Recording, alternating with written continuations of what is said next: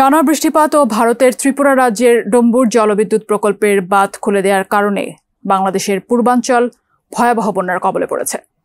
ভারতীয় সংবাদ মাধ্যমগুলোর বাঁধ খুলে দেওয়ার খবর থেকে বিষয়টি নিশ্চিত হওয়া গেছে। তবে দেশটি এ নিয়ে মিথ্যাচার করছে। এবার এই বন্যার ক্ষতিগ্রস্তদের পাশে দাঁড়ালেন দুই জনপ্রিয় ইসলামিক স্কলার। বিস্তারিত মোহাম্মদ সোহাগ বিশ্বাসের রিপোর্টে।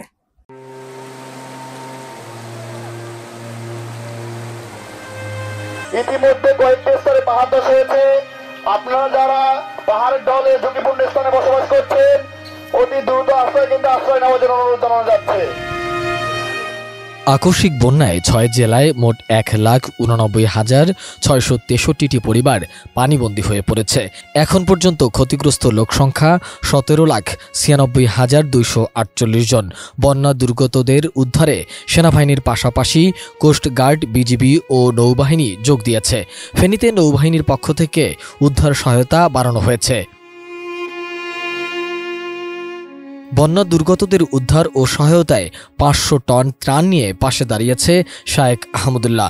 নিজের ভেরিফাইড ফেসবুক আইডিতে তিনি বলেন, ৫০০ টন ত্রাণ সহায়তার প্রস্তুতি চলছে।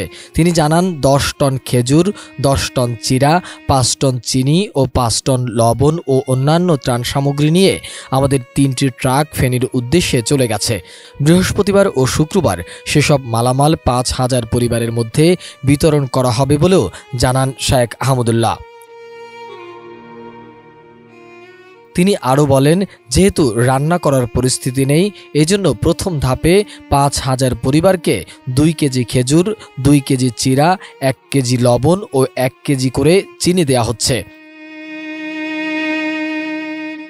তিনি আরও বলেন, এই মুহূর্তে সবচেয়ে বেশি প্রয়োজন উদ্ধার তৎপরতা, যা প্রশিক্ষিত ও সংশ্লিষ্ট ইকুইপমেন্ট ছাড়া সম্ভব নয়।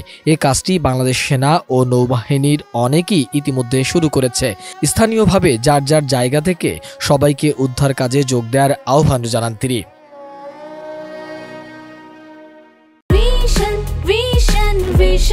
100% কপার কন্ডেন্সারে তৈরি ভিশন ফ্রিজ, তাই গুণে মানে অটুট থাকে বছরের পর বছর। এদিকে ভারত থেকে আসা পানি ও বৃষ্টির কারণে বাংলাদেশের কয়েকটি জেলায় ব্যাপক বন্যা ও দুর্যোগের পরিস্থিতির পর কাঁধে কাঁধ মিলিয়ে সবাইকে একসাথে কাজ করার আহ্বান জানিয়েছে আলোচিত তরুণ আলেম ও ইসলামিক স্কলার মিজানুর রহমান আজহারি।